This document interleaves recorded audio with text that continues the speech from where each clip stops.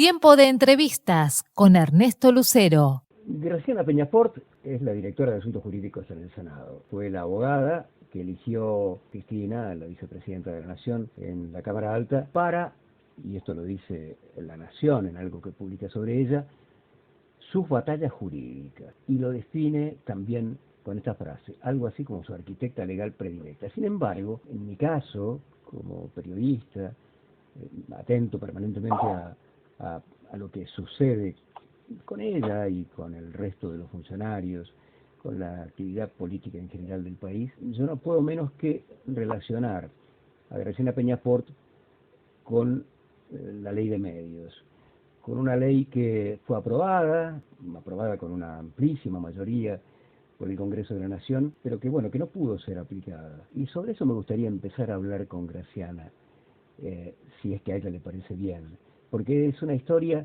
que aparentemente es una historia vieja. Sin embargo, el presidente Alberto Fernández, en un diálogo que mantuvo con el programa de Aliberti en Radio La Red, se refirió a los medios y lo dijo de una manera bastante clara, ¿no? Dijo el presidente: critiqué la ley de medios, pero tuvo un mérito que fue dejar al descubierto que no hay medios imparciales. Dijo además que se ganó el debate público, quién es quién y qué defiende cada uno. Y utilizó una frase que me pareció interesante. Parecen japoneses de la Segunda Guerra que se quedan peleando 30 años. ¿Qué tal, Graciana? ¿Cómo estás? Buenas tardes. Buenas tardes, Graciana. ¿Qué pensás de esto?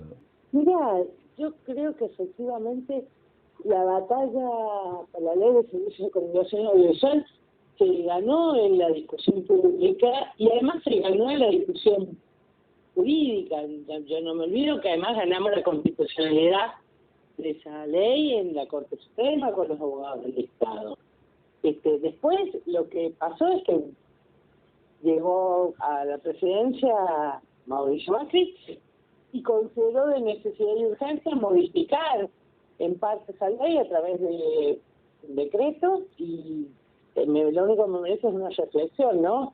¿Qué valor tendría para Macri el acompañamiento de los medios de comunicación que consideró que era necesario y urgente modificar la ley por decreto? Bueno, reflexiones sobre lo que pasa en este país y que también tiene mucho que ver con la batalla por las ideas y por la construcción de sentido, de buscar siempre representaciones que asienten su poder en la percepción de la gente, de las personas, y no en lo que los medios dicen sobre ellos, ¿no? Lección que tenemos que aprender como argentinos. Me parece que fue una muy digna batalla, una muy necesaria batalla. Creo que se ganó. Después la política hizo su parte no linda, lamento esa modificación, y me parece que también es un desafío futuro porque la Argentina sigue con el problema de la enorme concentración de medios, que hoy además implica la enorme concentración de redes, es decir, no solo de los medios en sí mismos, sino de las carreteras por las que viaja la información, que son las redes de comunicación, que hoy tienen una enorme concentración, y es un desafío del futuro ver cómo se regula esa concentración para que todos podamos tener acceso no solo a la información, sino además a dar nosotros la información. Yo recuerdo hace no muchos días entrevistamos a Raúl Zaffaroni, el exministro de la Corte, y él sostuvo en esa nota, lo que ha hecho en otras oportunidades también, que los medios no solo desinforman, sino que generan su propia realidad, que tienen el poder de crear realidades y que cumplen la función de partido único, ¿no? Sí, yo conozco, aparte de Zaffaroni, es alguien con quien yo suelo hablar mucho. Conozco su posición, creo que es muy fundada y muy sólida. A mí me parece que más que yo tengo algún matiz, no una diferencia, un matiz, pero me parece que de todos modos la relevancia de los medios de comunicación y el impacto en las sociedades democráticas es un detalle al cual los gobiernos y las sociedades deben prestarle una especial atención. Tuviste una relación importante, y yo después quisiera hablar un poco de esto, algo que te causó mucho dolor, pero que debe haber sido también muy enriquecedora, la relación que mantuviste con Héctor Timerman. Héctor Timerman fue mi amigo, claro, fue mi amigo. Claro. También yo lo defendí en la causa Memorándum, hecho que yo además viví como un honor que decidiera que junto con Alejandro Rúa lo asumiéramos, pero sobre todo fue mi amigo y yo todavía lo tengo mucho porque además era uno, que hay amigos que tienen cosas que son especiales. Héctor era un exquisito lector y la verdad que extraño mucho las charlas sobre libros, las recomendaciones sobre libros. Cuando Héctor se murió una cuota importante de una amistad que a mí me generaba mucho aprendizaje. Y más las condiciones espantosas en las cuales terminó muriendo, perseguido por un poder judicial y como una de las víctimas del lawfare que sucedió en la Argentina, lo cual me generó un doble dolor. Es cierto, lo recuerdo perfectamente las circunstancias en las que se desarrolló toda esa tragedia que terminó acortando ciertamente la vida de Héctor. Pero bueno, yo lo mencionaba porque un primo suyo, Raúl Timerman, en un tuit de hace no mucho tiempo, recordaba lo que César Karlaski, el ex jefe de la bancada oficialista en tiempos de Alfonsín, dijo a propósito de esta cuestión de los medios, ¿no? En este tuit de Raúl Timerman recordaba que César Karlaski dijo que hay que cuidarse de ese diario, Clarín, ataca como partido político y si uno le contesta se defiende con la libertad de prensa. Y la pregunta es si vos pensás que todavía está vigente esto, ¿no? Sí, me parece que no se trata solo de Clarín, creo que personificarlo en Clarín es acortar la mirada, no se trata del diario Clarín o del grupo Clarín. Me parece que hay una tendencia en los medios de comunicación de hacer una apología de sus intereses y cuando son rebatidos desde lo público, es decir que esa discusión, es decir que uno cree que están equivocados, afecta su libertad de expresión. No, la libertad de expresión no tiene absolutamente nada que ver con la posibilidad de discutirle a la opinión publicada. A mí puede no gustarme lo que dice Juan o Pedro. Yo siempre lo voy a asociar con algo que decía Voltaire, imagínate los años que hace. Voltaire decía que no, algo así como no estoy de acuerdo con lo que decís, pero voy a dar la vida para que puedan decirlo. Es eso, los que defendemos la libertad de expresión no defendemos que siempre vamos a estar de acuerdo con lo que publiquen los medios de comunicación. Defendemos el derecho de decirlo. Esa frase de Voltaire es una frase que uno puede encontrar prácticamente en casi todas las redacciones de los medios argentinos. Y supongo que también, y fuera del país también, porque la he visto en algunos medios, en algunas salas, en algunas redacciones, en Europa e incluso en Estados Unidos, por ahí. Pero bueno, Graciana, otra cosa que quiero preguntarte es si te arrepentís, sostenés lo que en algún momento dijiste a propósito de la reacción de la Corte, de la respuesta de la Corte, cuando Cristina planteó el tema de la discusión de una de las grandes cuestiones y que tenía que hacerse de manera virtual porque no había otra alternativa y bueno, y vos dijiste que en principio Rosenkrantz, el actual presidente de la Corte, no quiere que salga el impuesto a la riqueza y además apuntaste contra el Procurador General de la Nación, contra Eduardo Casal, que había dictaminado que la Corte debía desestimar ese planteo, y por otra parte dijiste que es la Corte Suprema quien tiene que decidir ahora si los argentinos vamos a escribir la historia con sangre o con razones, porque la vamos a escribir igual. Y eso te valió una causa iniciada por un grupo de diputados de Juntos por el Cambio, recuerdo entre los firmantes al diputado Waldo Wolf, ¿no?, entre otros. Sí, lo que pasa es que hay un recorte en eso.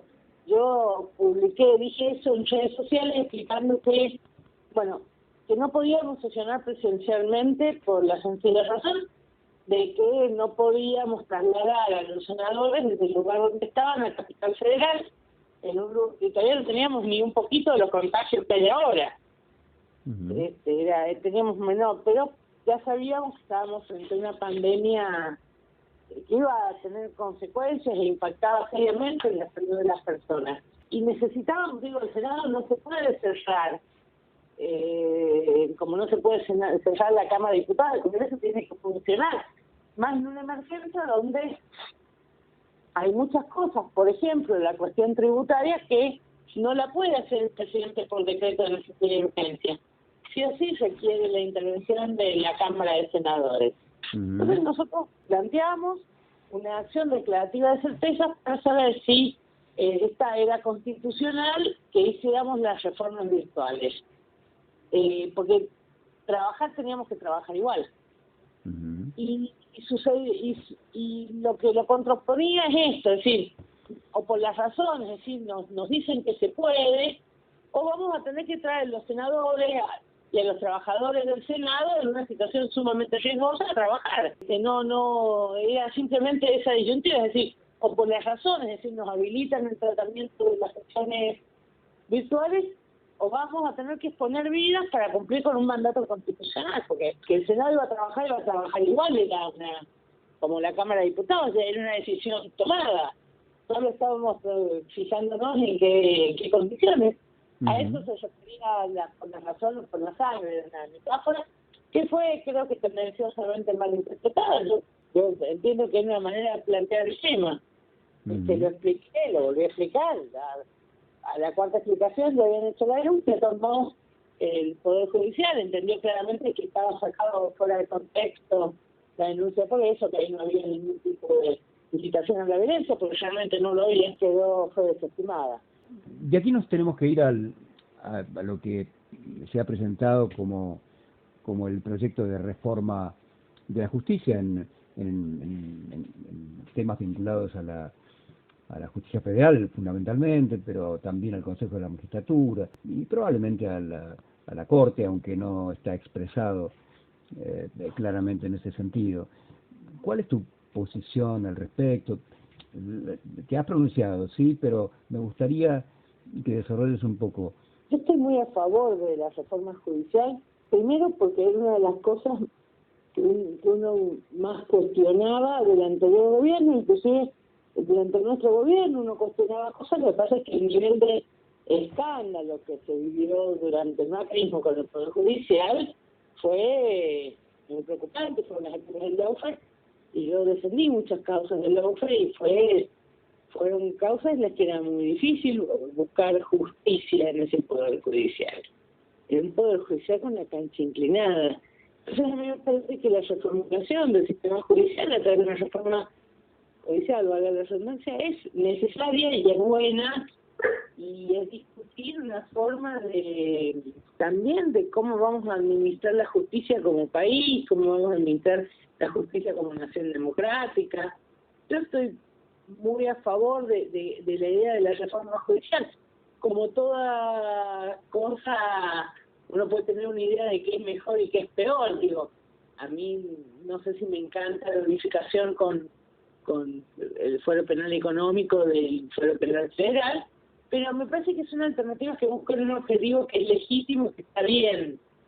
Así que en principio, más allá de los matices que uno puede tener, yo estoy muy de acuerdo con avanzar en la posibilidad de cambiar el sistema judicial, porque es muy necesario, y me alegra y voy a defender la idea de que los fueros tienen el derecho a tener un poder judicial que cumpla su función, que es administrar justicia, no hacer política.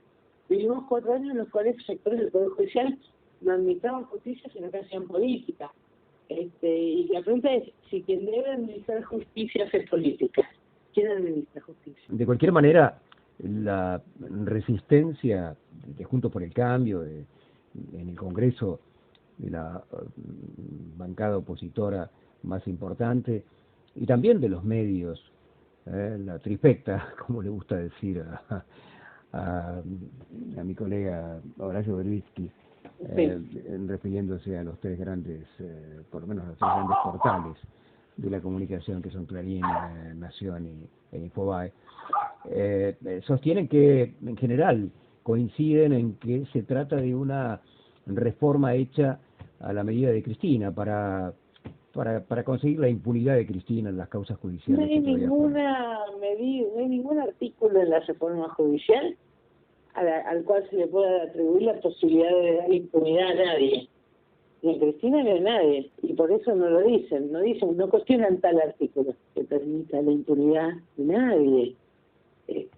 Yo creo que ellos quieren defender un poder judicial que armaron un poco a su propia medida, pero bueno, también es un poder judicial bastante indefendible en estos días, en las que surgen con toda claridad las informaciones sobre las prácticas ilegales, el espionaje, las relaciones. Me parece que es una situación por demás indefendible, entonces simplemente no quieren discutirlo. Sí, en la entrevista que diste a Perfil, que te hizo Jorge Fontevecchia, te preguntó a propósito de un programa de radio, la radio Cadena 3 de Córdoba, en el que durante la campaña el actual presidente le dijo que no estaba en sus planes reformar la justicia, y que eso, bueno, lo desafió Pereira, el periodista que quedara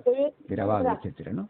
Yo no vi ese programa porque yo no escucho Cadena 3, más allá que en Capital se escucha, yo no escucho Cadena 3, o sea, no sé exactamente qué es lo que dijo el presidente, y le contesté con toda honestidad. Yo con quien era el presidente Alberto Fernández, nos conocemos hace mucho tiempo, nos hablamos un montón de cosas, y la verdad es que Alberto, que es abogado además, entiende perfectamente la necesidad de la reforma judicial, porque entiende con toda claridad los problemas que tiene el sistema judicial.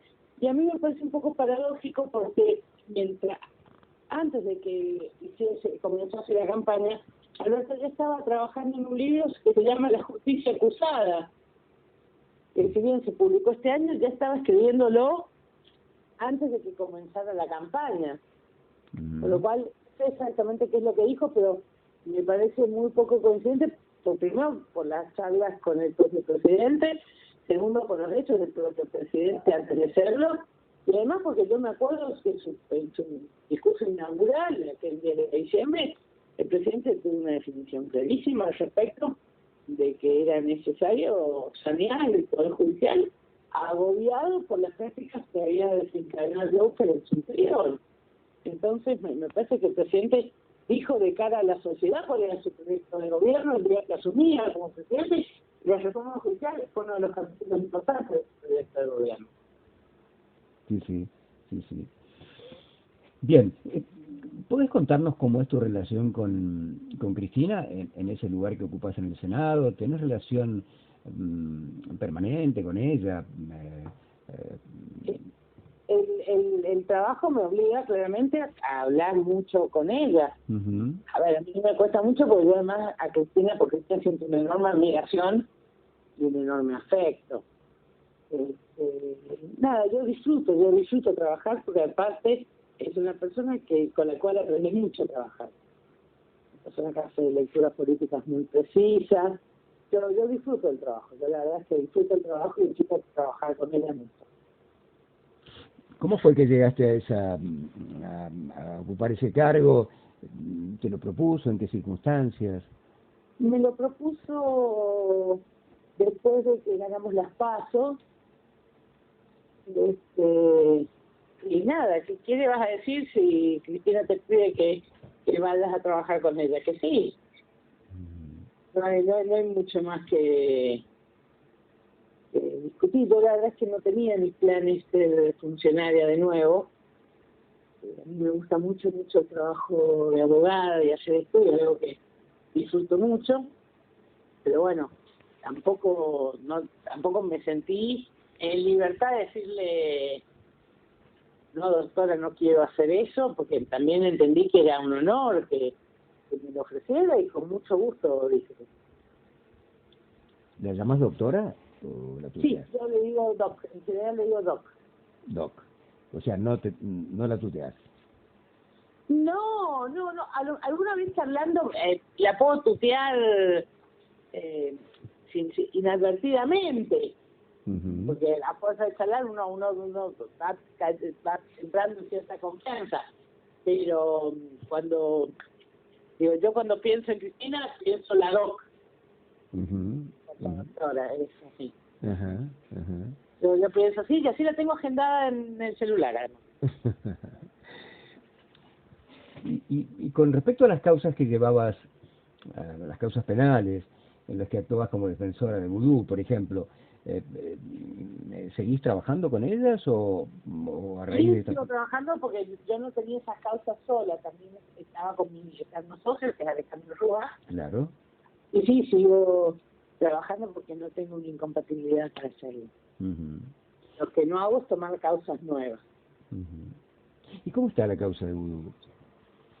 Mira, la causa de vudú en este momento hay un recurso de queja en la Corte Suprema y además está presentado como querella en una causa que se armó este año, luego de que en el programa del Destape, en el portal del Destape, publicaron algo que nosotros ya veníamos tratando de explicar, y es que la condena de vudú había sido muy rara, porque un día aparece Van der Brule y declara una cosa que le involucra a vudú, que no era lo que había contado en la instrucción, ¿me explico? Sí, sí. En el primer proceso. Y era muy raro, todo fue muy raro. Bueno, lo que publica el Destape es precisamente que el programa de arrepentidos le había dado una enorme cantidad de dinero a Van der Brule por esa declaración.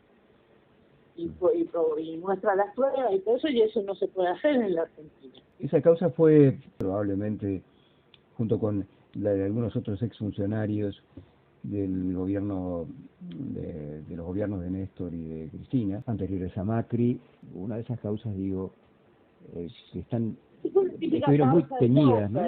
Sí, exacto. Una típica causa de Lawfare. Mirá, fue tan evidente que uno de los jueces del tribunal que lo juzgó a Maduro, mientras lo estaba juzgando, estaba negociando con el gobierno su traslado a la Cámara de Apelaciones de Comodoro Pi, cosa que nosotros denunciamos en aquella oportunidad. Bueno, no es menor que ella está en la lista de los jueces que se trasladaron sin acuerdo del Senado de la Nación. Así que... Y este es un tema que cobró o tiene mucha actualidad en este momento, porque una jueza que le ordenó al Senado no tratar el traslado de dos jueces de la gestión anterior, de Leopoldo Bruglia y Pablo Bertuzzi, que sí, solo dos jueces, porque el total de traslados no es que se tienen que dar de acuerdo, porque los traslados de estos 10 jueces, nuestros jueces fueron echados.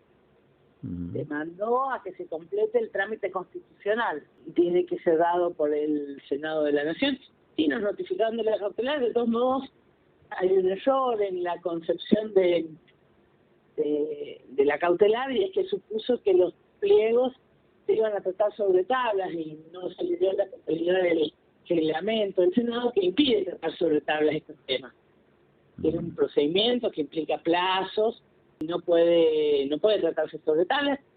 De todos modos, como el Senado no era parte, solo era la persona notificada, digamos, se dio ingreso y se tratará cuando se pueda, porque de todos modos la cautelar, si no me equivoco, cayó ayer, porque la cautelar tenía un plazo que era hasta que se presentara el informe del amparo que han presentado los jueces.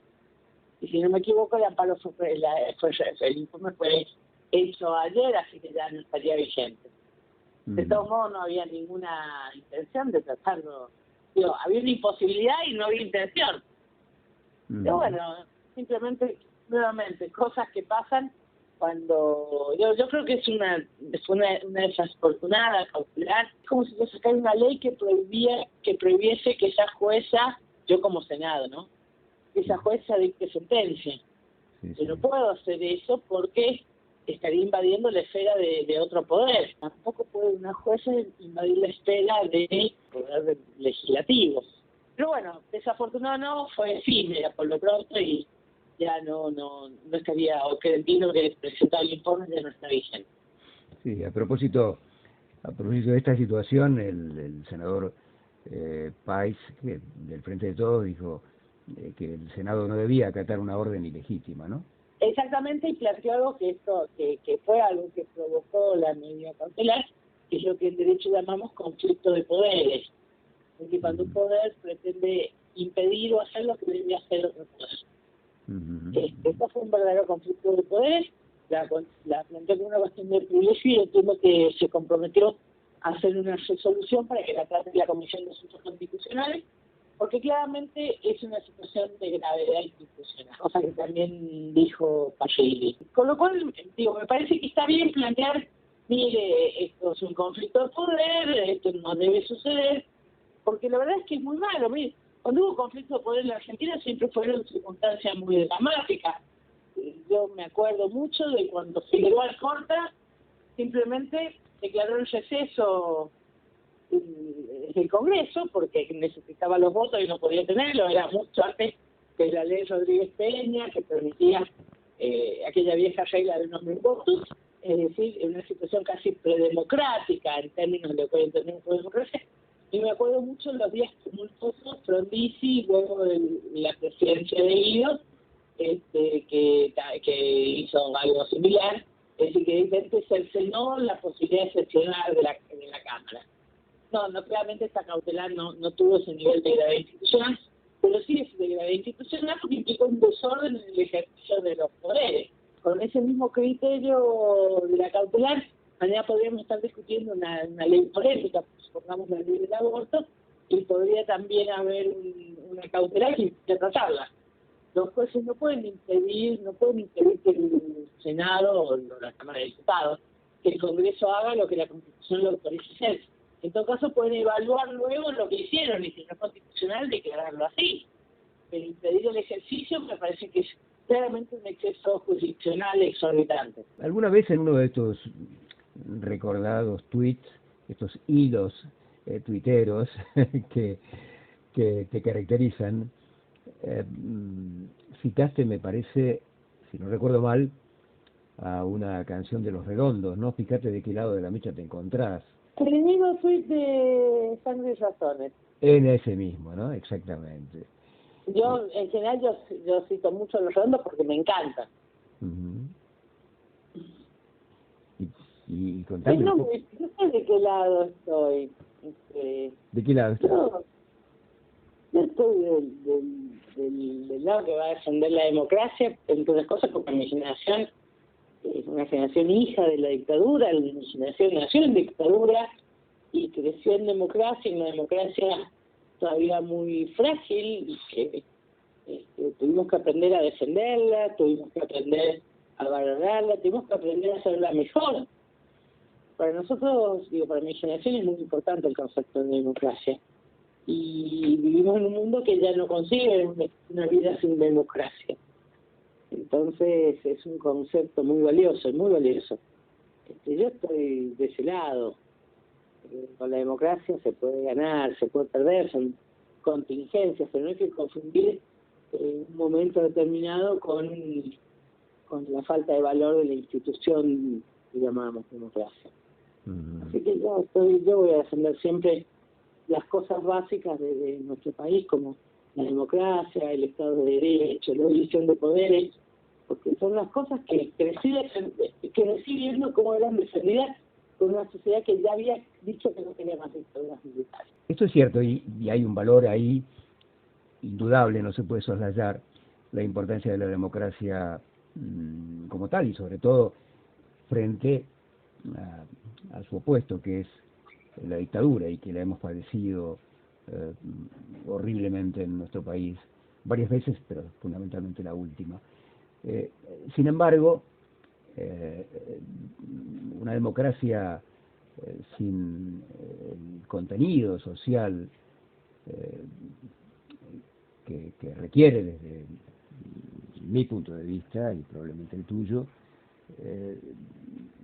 sea una democracia imperfecta, una democracia débil. Entonces hay que ser la más perfecta, no cuestionar la democracia. No, Sí, claro, no. Esto está bien, sí, a lo que apuntaba era a, a saber, digamos, qué pensás acerca de una democracia más fuerte, más sólida, ¿no? Y estoy a favor, obviamente, y estoy a favor de la democracia además que genere verdaderas condiciones dignas de vida a la sociedad, a esa sociedad democrática. Digo, la pelea de la democracia también es para que todos puedan comer, para que todos puedan estudiar, para que, como ahora, para que todos podamos estar vivos, aunque todavía no tenemos la vacuna, y también para tener gobiernos democráticamente elegidos que traten de darnos una respuesta lo más rápido posible, por ejemplo, trayendo la vacuna al país. Yo creo en esas democracias que protegen. Creo que ese es el sentido final de la democracia. Sí. La democracia es un valor por sí mismo, pero también es un valor en términos de que significa la concreción de los intereses colectivos de una sociedad de una manera equilibrada. Claro, pero insisto, la democracia, si bien bajo un régimen democrático, bajo la institución importantísima que es la democracia, no se afectan intereses, concretamente de los sectores concentrados. Pero es que la democracia no presupone no afectar intereses. Pero esa afectación de intereses tiene que ser siempre dentro de las normas del Estado. Siempre va a haber diferencias. A ver, la democracia no es que estemos todos de acuerdo, es que aún estando en desacuerdo, resolvemos esas diferencias de una manera pacífica y civilizada y normada por la ley. La democracia no presupone acuerdo, salvo en que es la forma de gobierno.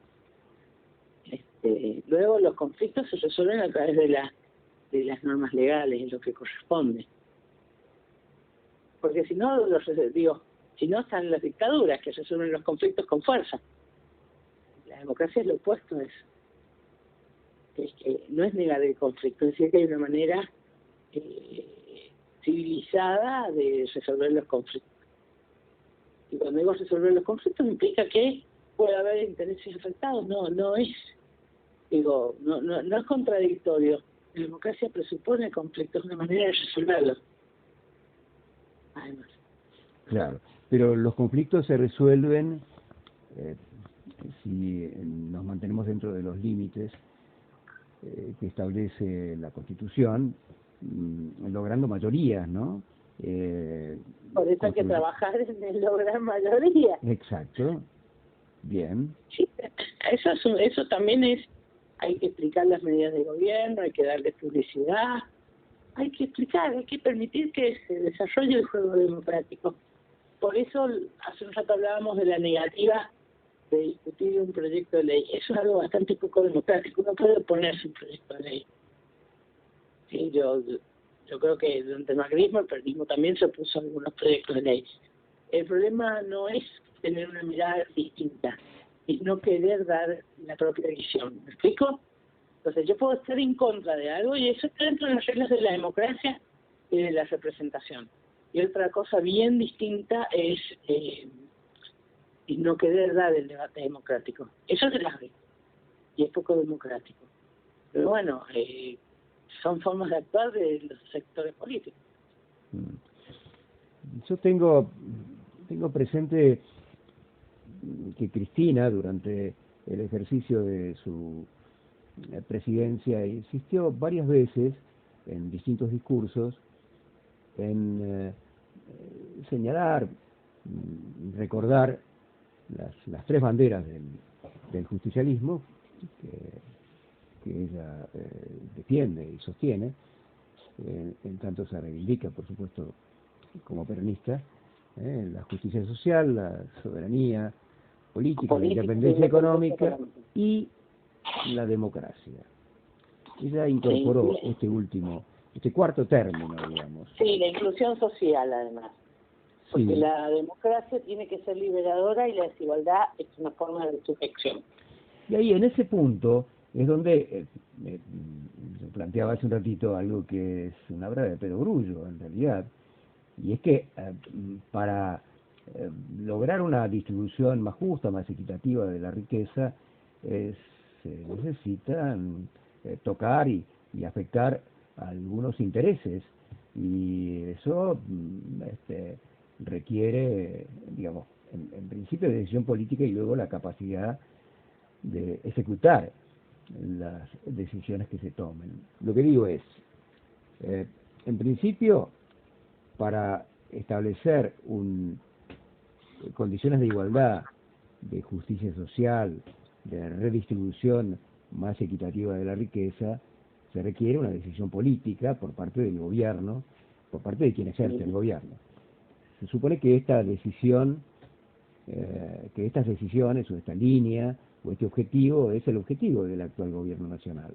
Ahora, a partir de la definición del objetivo y del rumbo, hay que tener la capacidad de ejecutar esos programas, y para eso, bueno, hay una discusión sobre el poder. Y sí, Esto es... ¿esa discusión se da democráticamente? No, democráticamente, claro que sí, democráticamente, sí, sí. Yo no veo ahí un problema. Digo, yo lamento cuando a veces hay buenas ideas que no pueden avanzar porque la ecuación democrática no lo permite, pero bueno, hay que saber leer eso. Yo creo que no hay que decir que no se puede sin intentarlo, pero también hay que saberlo entender. Pienso en voz alta.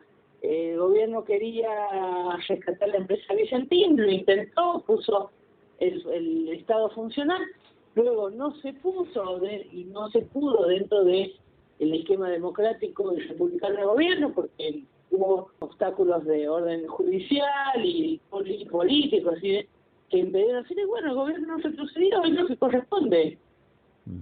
Es lo que corresponde. A mí no me gustó, pero reconozco que hubo una lectura del conflicto del cual el gobierno no se hizo cargo. ¿Por qué crees que sucedió esto? Creo que hubo todo un trabajo político de sectores de la oposición y del económico que veían con preocupación el rescate de Vicentín, en términos que lo tomaba como una intervención estatal intolerable. Creo que hubo algunas cuestiones deficientes en cuanto a la implementación, y también creo que la opinión pública un poco se mareó en esa discusión que le parecía un poco absurda en medio de una pandemia que está enfermando. Bien, el gobierno tomó cuenta de esa realidad, tomó cuenta de los obstáculos y retrocedió. Yo lo lamento sobre todo por Vicentín, que es una hermosa empresa para rescatar y tener un actor estratégico dentro de un sector estratégico como el sector agroexportador. Bueno, como no se pudo ese camino, se está buscando construir de YPF Agro ese actor estratégico dentro del sector agroexportador. Porque uno puede no salir de algo como lo había planeado, que no puede dejar de intentarlo por otras vías.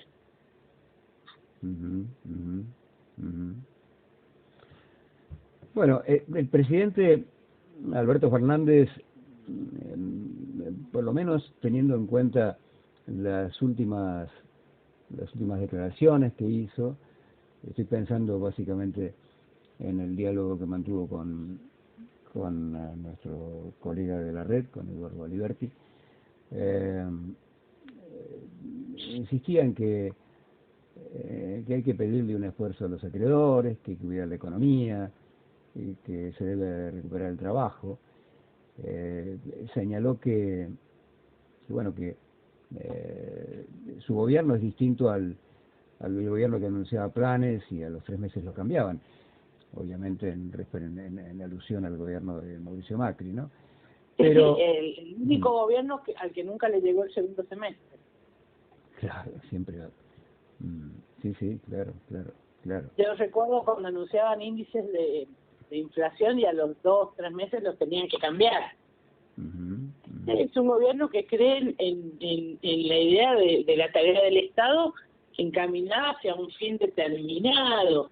Pienso, por ejemplo, la larga negociación con los acreedores internacionales, que tuvo hasta un desenlace bastante aceptable, en términos que no se salió del default con el cual heredó la Argentina, o el gobierno de la Argentina, Alberto Fernández. Digo, me parece que es un gobierno que cree en la posibilidad que con el diálogo democrático se pueden construir políticas de Estado. Y a mí me parece una manera muy razonable de pensar el gobierno y la democracia. Graciana, los últimos minutos de esta entrevista, me gustaría si me lo permitís, volver un ratito a tu provincia y a tu historia y a cómo comenzó tu historia, ¿no?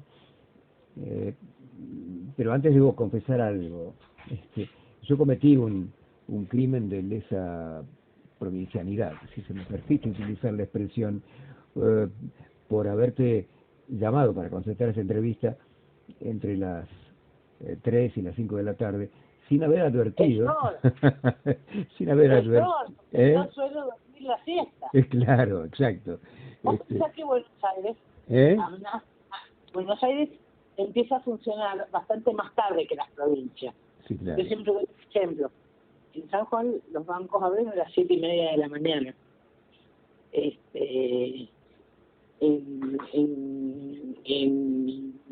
En Capital Federal, que es donde yo vivo ahora, abren a las 10 de la mañana. Yo, como estoy formateada en modo provincia, me sigo despertando absurdamente temprano. Yo, 6:30, 7 de la mañana, ya estoy fuera de la cama. O sea, ya no quiero estar en la cama, me despierto. Aprovecho para escribir, aprovecho para tomar café, para leer, para hacer una parte, como que me quede ese pedazo de tiempo para hacer la vida que después del ruido de Buenos Aires me va a impedir hacer más relajadamente. Pero eso tiene una consecuencia de que yo además me acuesto muy tarde porque yo escribo de noche. Y yo me siento a escribir sin interrupciones a partir de las 7 de la tarde. Entonces me acuesto tarde.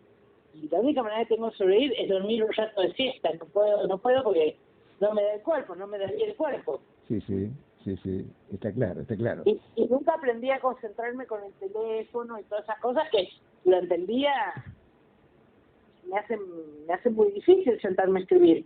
Entonces necesito silencio. A veces no duermo, a veces solo leo, pero necesito despejarme la cabeza, durmiendo, leyendo, porque si no, no funciona. Y cuando me despiertan de la fiesta, vos, de una vez a la universidad, sabes que es una mala manera de despertarse. Pobre, que casi le ladré, tengo que contarle, casi le ladré, pero es que me sobresalté. Además, la mayoría de las personas que tienen mi teléfono personal, que estamos hablando, saben eso.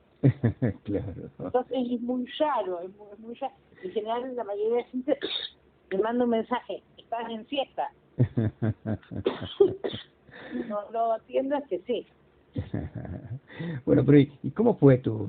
¿Naciste en San Juan, en la capital de San Juan? No, yo nací en Mendoza. Ah, en Mendoza, sos mendocina. Yo nací en Mendoza, mis papás vivían ahí. Después, perseguidos por la dictadura, se fueron a San Juan.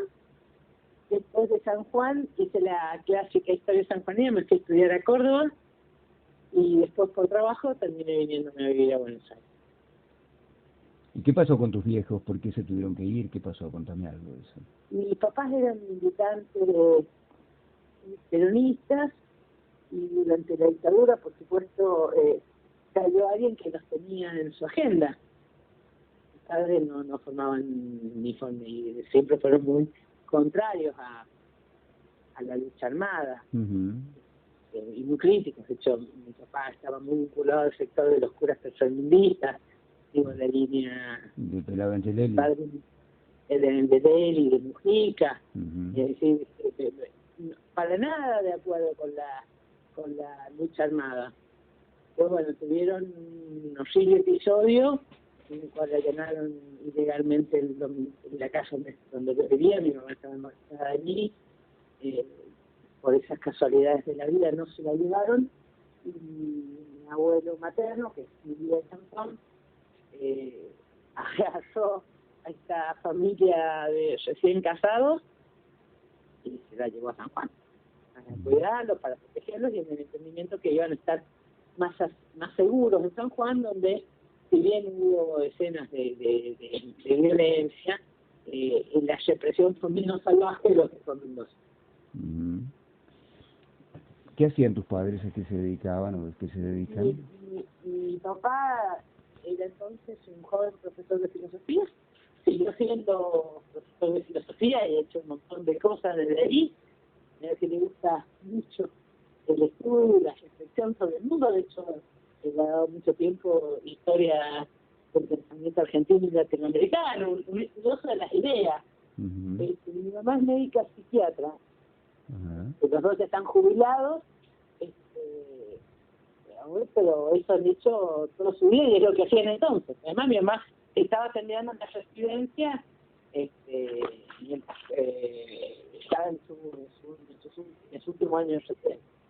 Uh-huh. Puede ser que haya leído por ahí que a tu padre en sus clases de filosofía citaba o algo de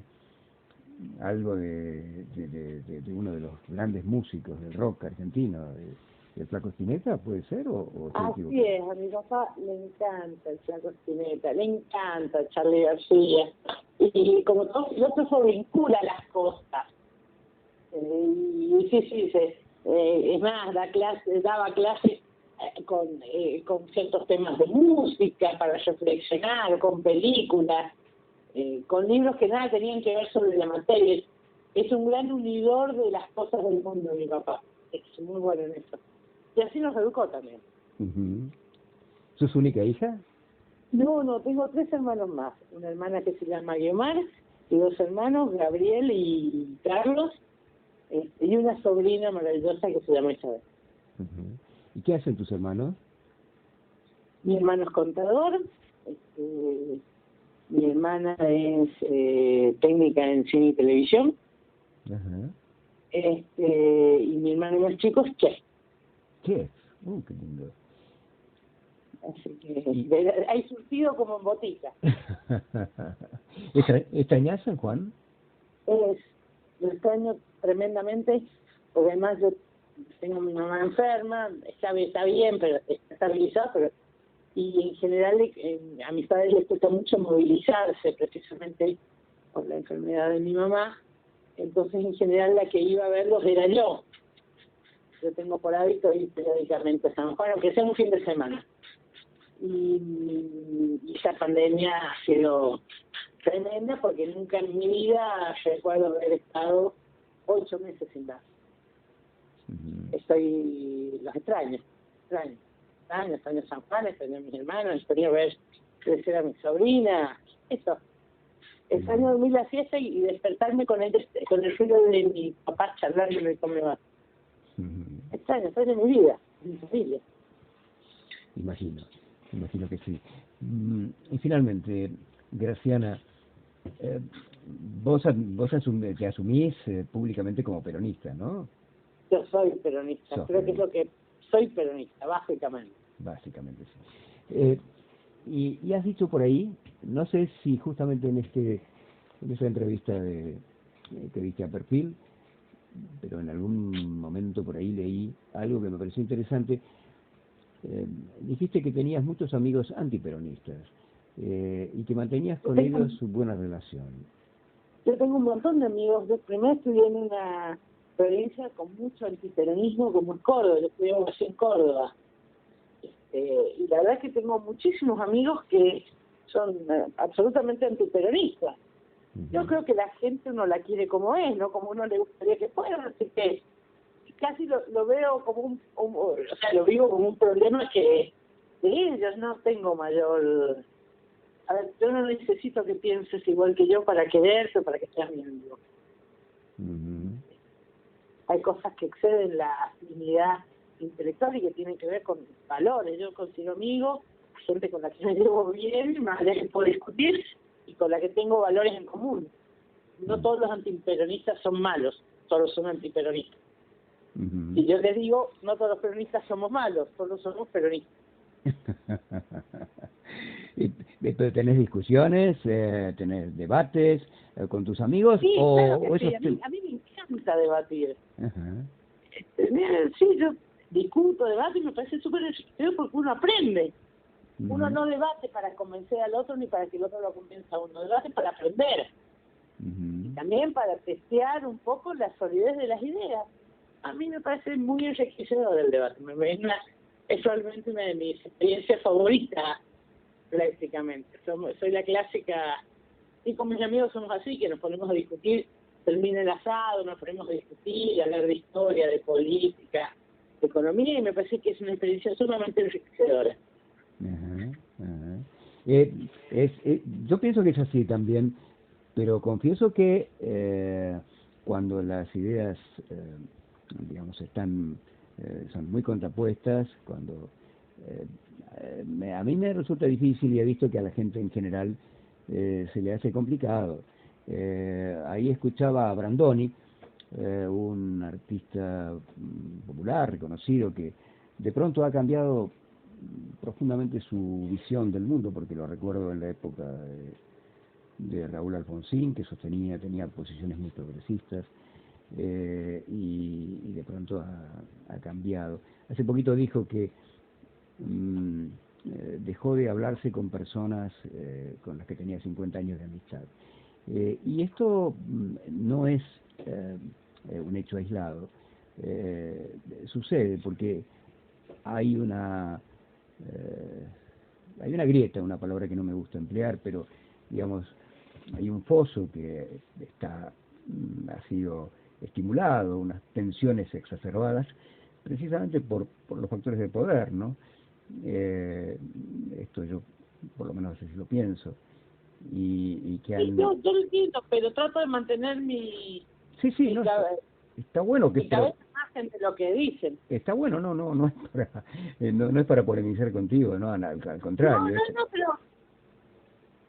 Pero yo es muy raro, puedo haber tenido alguna discusión con alguien, pero es muy raro que discuta a muerte, nivel no te vuelvo a ver, por una diferencia política. No es muy raro. Tal vez porque me pasa que yo estoy absolutamente segura de lo que pienso, aunque los demás no estén de acuerdo conmigo. Y cuando sostengo algo, lo sostengo porque lo creo honestamente. Entonces, salvo que me des un buen argumento, no voy a dejar de pensar eso. Bueno, Graciana, no sé si te sentiste cómoda. Yo Sí, hermosa entrevista. Hermosa, sería muy linda. Valió la pena que me despertaras de la fiesta. ¿Querés agregar algo? No, muchas gracias. Y saludar a tu hija, que sé que trabajó conmigo en las épocas del ASCA y que está haciendo ahora una tarea muy importante en trabajar la relación entre medios de comunicación y los mensajes destinados a la infancia, cosa que es algo muy importante porque tenemos una televisión que se olvida de la infancia. La infancia tiene que ser cuidada y protegida. Finalmente, como los viejos son los únicos privilegiados. Bueno, muchas gracias, realmente, Graciana, por tu tiempo, tu generosidad, tu actitud. Y bueno, y fuerza para seguir adelante con todo. Mira, como dice Adel, o sea, si no seguís, retrocedés, y yo, ¿para qué retroceder? Un gran abrazo, Graciana. Un abrazo enorme, cuídense. Hasta siempre.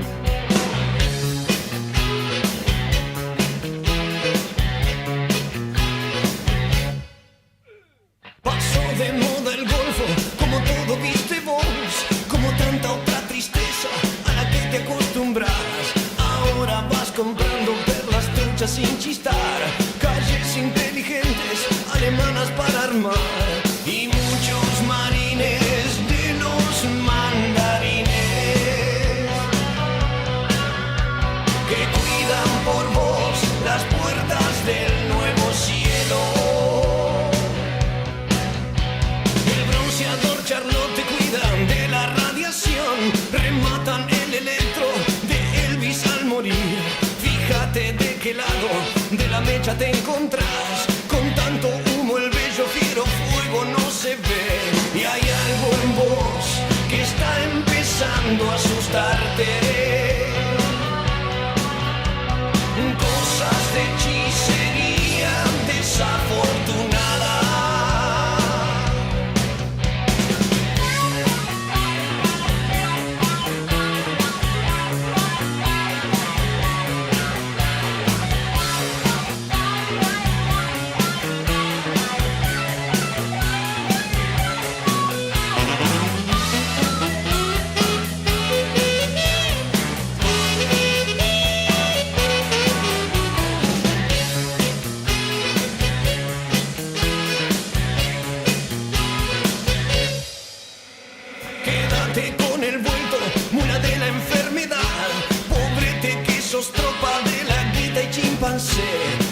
tomate, esa petaca con saliva y nada más. Mordiéndote la lengua, por poco me engañas. Sentís la mosca joder detrás de la oreja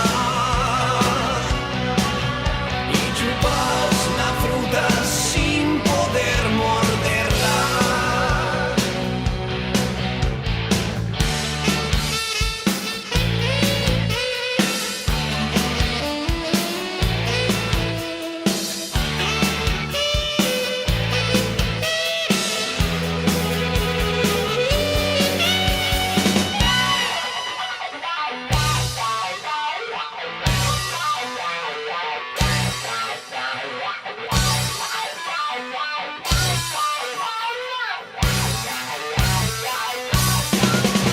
Pasó de moda el golfo, como todo viste vos, como tanta otra tristeza a la que te acostumbras.